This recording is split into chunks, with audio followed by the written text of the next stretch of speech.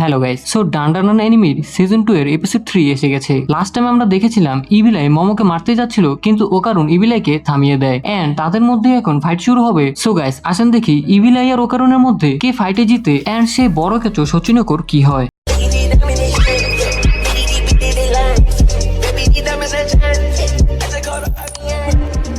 So এপিসোডের শুরুতেই ওকারুন and ইবিলাই fight করতে থাকে, যেখানে ইবিলাইয়ের পাওয়ার ওকারুনের উপর বেশি প্রভাব ফেলছিল, যার কারণে আপাতত ওকারুন মোমোকে নিয়ে ভাগতে থাকে। কিন্তু ইবিলাই তার শ্যাডো বল দিয়ে ওকারুনের উপর অ্যাটাক করতে থাকে, কিন্তু ওকারুন এই অ্যাটাক থেকে বাঁচার চেষ্টা করতে থাকে আর মোমো তার পাওয়ার ইউজ করে ওকারুনের হেল্প করতে থাকে। আর ইবিলাইয়ের অ্যাটাকের পাওয়ার এখনো তাদের দুজনের থেকে বেশি ছিল, যার কারণে তাদের ভাগা ছাড়া আর উপায় ছিল না। তখন তারা উপরে গিয়ে দেখে সে ডেথ ফ্রম কিছু করতে থাকে, আর এখানে ডেথ ফ্রম হচ্ছে শচীনকই, যার জন্য মোমো ওকারুনকে জিজ্ঞেস করে। দেন ওকারুন বলে এই ডেথ ফ্রম তার ইনিমিদের ইলেকট্রিক শক আর পয়জন স্প্রে করে ইনিমিকে দুর্বল করে দেয়, যাতে সে তার ইনিমিকে মারতে পারে। আর এই জন্যই আমাদের এখান থেকে যত তাড়াতাড়ি সম্ভব বের হতে হবে, না হলে আমরা অনেক বড় বিপদে পড়ে যাব। মোমো বলে ঠিক আছে, বাট আমরা এখান থেকে বাইরে কিভাবে যাব? এটা তো অনেক উপরে, আর এই ডেথ ফ্রম এর কোনো উইকনেস আছে? ওকারুন বলে আমি ম্যাগাজিনে পড়েছি এই ডেথ ফ্রম বা শচীনকো একদম ব্যাকটেরিয়ার মতো হয়ে থাকে, আর এই ব্যাকটেরিয়া সানলাইট সহ্য করতে পারে না, আর তাই তাকে সূর্যের আলোর কাছে নিয়ে যেতে হবে। মোমো বলে আমরা এমনটা করবো কিভাবে? আর জিজিকেও এখানে রেখে যাওয়া যাবে না। ওকারুন বলে আমি তোমাকে এখান থেকে বের করতে হেল্প করব,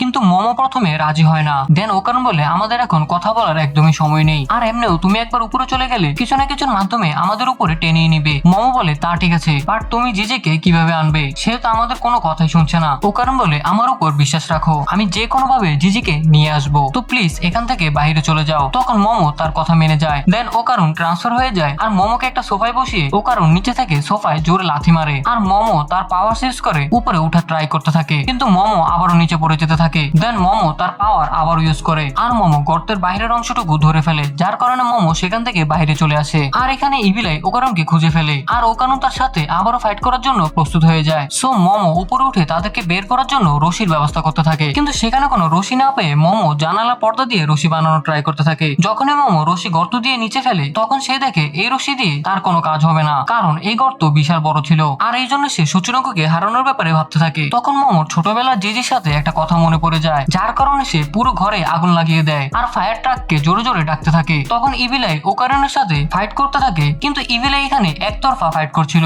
ওকারুন তার ফাইটকে ডজ করতে থাকে আর অনেক কষ্টে নিজেকে সেখান থেকে বাঁচাচ্ছিল। তখন ইবিলাই হ্যান্ড টু হ্যান্ড কম্বাটে ওকারুনের সাথে লড়াই করা শুরু করে দেয়, আর সে ওকারুনকে অনেক খারাপ ভাবে মারতে থাকে। ইবিলাই shadow ball and hand combat মিলিয়ে ওকারুনকে আরো বেশি মারতে থাকে, কিন্তু ওকারুন হাল না ছেড়ে নিজেকে কোনোভাবে আবারও বাঁচাতে থাকে। ইবিলাই বলে ইউজুরের মতো এখানে ওখানে ভাগা বন্ধ করো, তুমি আমাকে আরো রাগাচ্ছ, কারণ আমি আমার গেমকে সিরিয়াসলি খেলতে চাই আর আমি আমার বডির সকল পাওয়ার ইউজ করতে চাই। কিন্তু তখন ডেথ ফ্রম এর স্প্রে কারণে ইবিলাই নাক দিয়ে রক্ত বের হতে থাকে, যার কারণে ইবিলাই এই লড়াই এখানেই বন্ধ করতে চায়। আর ইবিলাই তার শ্যাডো বল দিয়ে ওকারুনকে তার সাইকিক পাওয়ারের মাধ্যমে বন্দি বানিয়ে ফেলে, আর ওকারুন এর ভিতরে সে বলি দেওয়া লোকজনের চিৎকার শুনতে পায়। ওকারুন সেখান থেকে বাইরে বের হওয়ার চেষ্টা করছিল, কিন্তু সে বাইরে বের হতে পারছিল না। তখন ইবিলাইও এই সাইকিক শ্যাডো স্পেসের ভিতরে ঢুকে যায়, আর ইভিলাই এর ভিতরে ওকারুনকে আরো খারাপ ভাবে মারতে থাকে। আর মারতে মারতে ইভিলাই বলে এখন খুব মজা হচ্ছে না? তোমার পরে আমি সেই মেয়েকে মারতে যাব, আর আমি তাকে খুবই টর্চার করব। আর এটা শুনে ওকারুন ইভিলাইয়ের মুখ চেপে ধরে। ওকারুন বলে তুমি অনেক কথা বলে ফেলেছো, কিছু জিনিস যেগুলো তোমার করা উচিত হয়নি, আর তুমি সেখান থেকে 3টা জিনিস করে ফেলেছো। প্রথমত তুমি মোমোকে ব্যথা দিয়েছো, দ্বিতীয়ত তুমি আমার বন্ধুর উপর ভর করেছো। জিজি কখনো মোমোকে ব্যথা দিবে না, সো আমার বন্ধুকে ফিরিয়ে দাও। কিন্তু ইভিলাই তার উপর আবারও হামলা করে দেয়, আর ওকারুন তার হামলা থেকে তখন বেঁচে যায়। আর ওকারুন নিচে ঝুঁকে ইভিলের মুখে জোরে ঘুষি মারে, আর ওকারুন তখন তার সকল পাওয়ার ইউজ করার ডিসিশন নেয়। দেন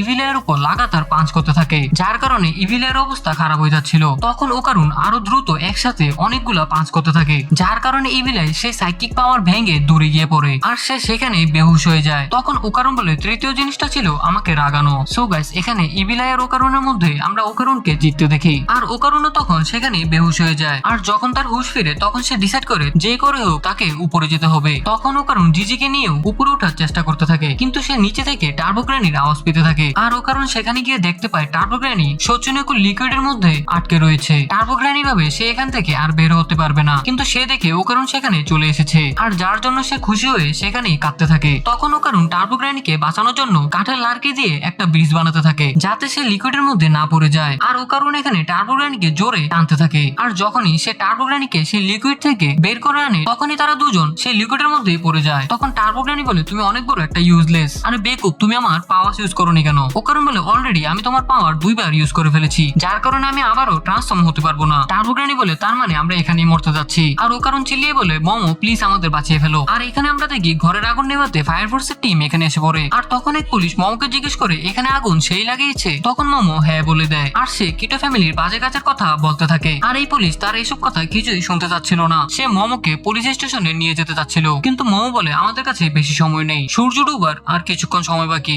যার কারণে মোমো সেই লোকদের মাটির নিচে পানি দিতে বলে, কিন্তু তারা মোমোর কোনো কথাই শোনে না। তখন সেখানে হঠাৎ করে একটা ভূমিকম্প হতে থাকে, যার কারণে সেখানের লোকেরা ভয় পেতে থাকে। আর তখনই সেই সচিনকো মাটি থেকে উপরে চলে আসে, যার কারণে সেখানের লোকেরা ভয়ে পালাতে থাকে। তখন সূর্যের আলোর কারণে সেই সচিনকোর প্রবলেম হতে থাকে। আর তখনই আমরা বুঝতে পারি মোমো কেন সেখানে আগুন লাগিয়েছে, যেখানে মোমোর জিজি ছোটবেলার সিন দেখানো হয়। জিজি বলে, মোমো তুমি কি জানো ক্যাচো কেন মাটি থেকে উপরে চলে আসে? মোমো বলে, না আমি তো এ ব্যাপারে কিছুই জানি না। জিজি বলে, ক্যাচোরা নিজেদের স্কিন দিয়ে শ্বাস নিয়ে থাকে, যখন বৃষ্টি হয় তখন মাটি সেই বৃষ্টির পানি শুষে ফেলে, যার কারণে ক্যাচোরা মাটির ভিতরে ভালোভাবে শ্বাস নিতে পারে না। আর তারা বাহিরে চলে আসে, আর তারা বাহিরে তো গরমে জীবিত থাকতে পারে না, যার কারণে তারা মারা যায়। আর তাই এই বড় সচিনকো বাড়ির এক কোনায় লুকিয়ে যায়, যার কারণে মোমো তার পাওয়ার ইউজ করে ফায়ার ফোর্সের গাড়ি তুলে সে বাড়ি ভেঙে ফেলে। আর তখন সেই বড় সচিনকো সূর্যের আলোতে মারা যেতে থাকে। যখন মোমো তার কাছে গিয়ে চেক করতে নেয় সে কি আসলে মারা গিয়েছে, তখন সেই সচিনকো নড়া শুরু করে দেয়। আর মোমো ভয় পেয়ে দৌড়াতে থাকে, আর সেই সচিনকো বমি করা শুরু করে দেয়, যার কারণে সেই ভূমি থেকে সকল কিটো ফ্যামিলি বেরিয়ে আসে। মোমো বলে, তোমরা এখনো জীবিত,